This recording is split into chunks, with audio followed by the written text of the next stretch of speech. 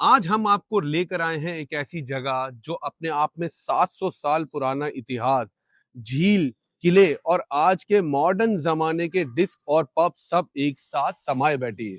जी हाँ दोस्तों, हम बात कर रहे हैं साउथ दिल्ली में स्थित हौस खास कॉम्प्लेक्स की।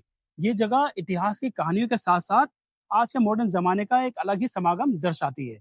और मैं एक बात आपको और बताना चाहता हूँ कि ये जगह 700 साल पहले एक प्रीमियर और सिग्निफिकेंट इंस्टीट्यूट भी हुआ करती है।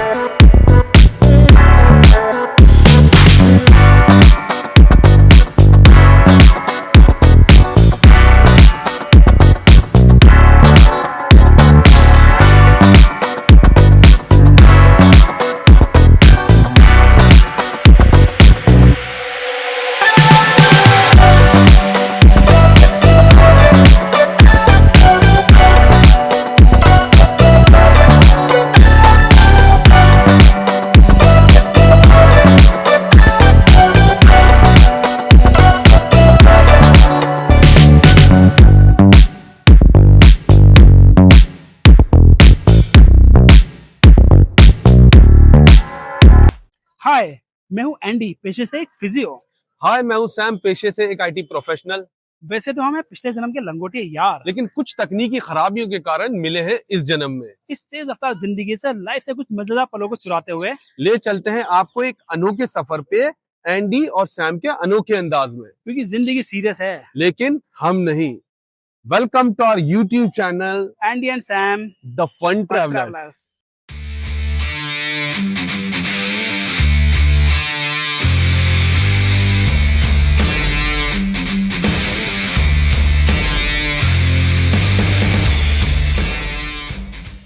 ये जो स्ट्रक्चर आप पीछे देख रहे हैं, ये 14वीं शताब्दी में बनाया गया एक मदरसा है, जिसे मदरसा फिरोज शाही भी कहते हैं, जिसका निर्माण फिरोज शाह द्वारा कराया गया था।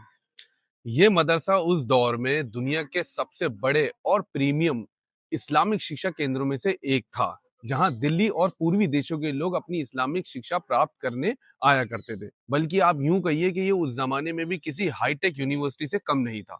ये इंस्टीट्यूट इस्लामिक शिक्षा के अलावा एक ब्रॉड करिकुलम भी प्रोवाइड करता था, जिसमें ग्रामर, कैलीग्राफी, एस्ट्रोनॉमी, फिलोसफी से लेकर मैथमेटिक्स और मेडिसिन भी शामिल हुआ करते थे। ये इंस्टीट्यूट अपनी बेहतरीन शिक्षा प्रणाली के साथ साथ अपने बेहतरीन टीचर्स के लिए भी फेमस हुआ करता था, जो आज कहीं इतिहास के पन्नों में दफन होकर रह गया है।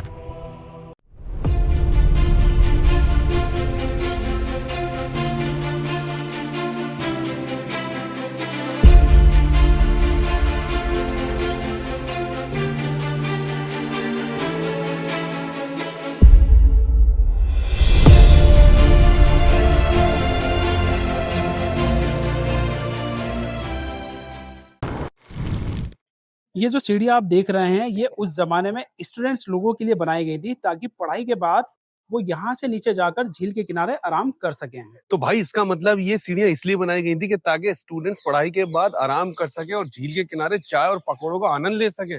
वाह भाई, मजे हैं। हल्दीराम के खूब चाय और पकौड़े पेला करते होंगे उस जमाने में। और हो सकता है कि चाउमीन और मोमोज भी। बिल्कुल।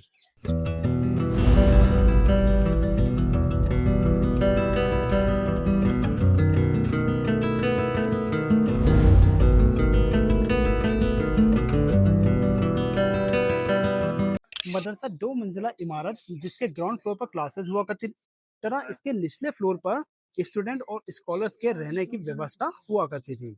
ये आप देख सकते हैं, ये वही कमरे हैं जिसमें स्टूडेंट और स्कॉलर्स रहा करते थे। भाई, ये कमरे थोड़े सफोकेटिंग से नहीं है? सफोकेटिंग तो है सैम, लेकिन यहाँ पर उस जमाने के हिसाब से यहाँ पर देखिए वेंटिलेशन के लिए 2 वेंट्स खुले हैं, एक आपके दक्षिणी दिशा में और एक उत्तरी दिशा में। और साथ साथ एक चीज और बोलना चाहूंगा कि थोड़े छोटे भी हैं। सैम, ये कमरे छोटे जरूर हैं, लेकिन बहुत बढ़िया हैं। क्यों? क्योंकि ये लेक फेसिंग कमरे हैं। आप देख सकते हैं यहाँ पर सीधा इन कमरों से लेक का व्यू इसका मतलब ये हुआ भाई कि जो जितने भी लौंडे स्टूडेंट होते थे वो रात में जलपरियां देखा करते थे। तो ले चलते हैं आपको उन क्लासरूम्स की ओर जहां पर विद्यार्थी अपनी शिक्षा प्राप्त किया करते थे।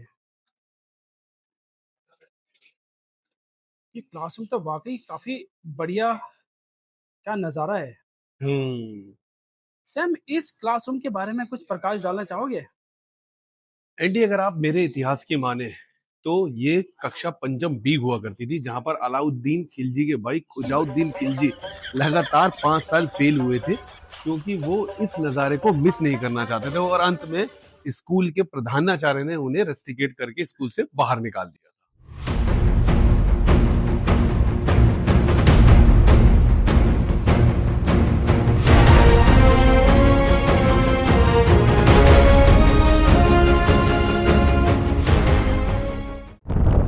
दोस्तों, इस गार्डन की एक खास बात यह है कि आप देख सकते हैं यहाँ पर 6 अलग-अलग आकार के आपको पवेलियन यानी कि गुंबद वाले मंडप नजर आ रहे हैं, जो अलग-अलग आकार में, कोई स्क्वायर, कोई ऑक्टागोनल, तो कोई हेक्सागोनल शेप में है।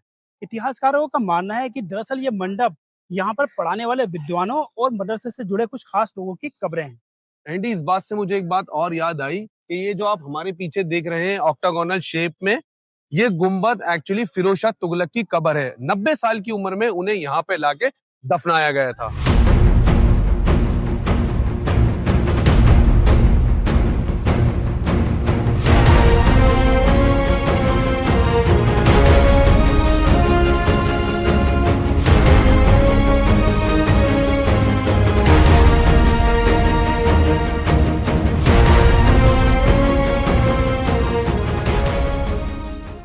भाई एक बात बता, इतने फेमस इंस्टीट्यूट का बाद में हुआ क्या?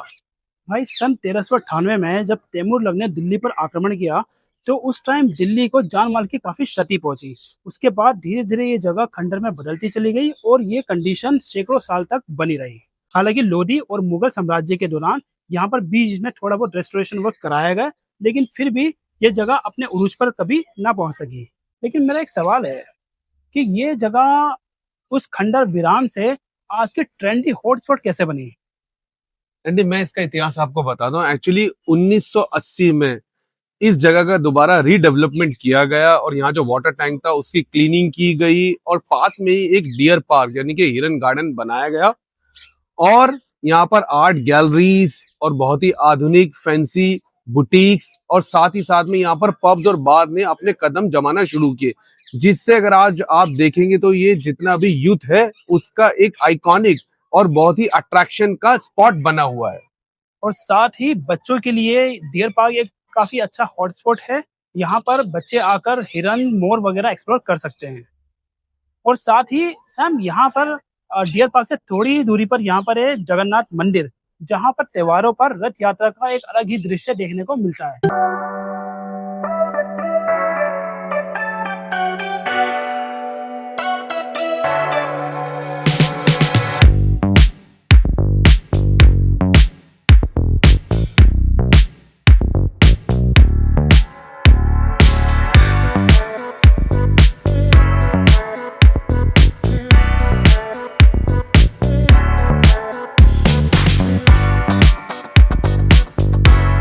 तो दोस्तों सोचिए, 700 साल पुराने इंस्टीट्यूट से लेकर आज की इंस्टा स्टोरी तक सभी चीजों की कहानियां इस जगह से जुड़ी हैं।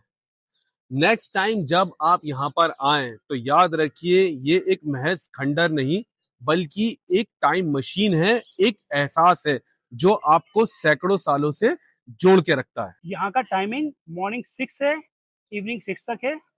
यहाँ की टिकट की अगर बात करें तो थोड़ा सा एक लकूना है, यहाँ पे टिकट आपको ऑनलाइन ही परचेज करना पड़ता है, जो बड़ों के लिए है 20 रुपीज और बच्चों का एब्सोल्युटली फ्री। तो हंसते रहिए और मुस्कुराते रहिए, घूमते रहिए और घुमाते रहिए, क्योंकि जिंदगी गुल नहीं। गुले गुलजार है। And please don't forget to subscribe, like and share the video. Thank you.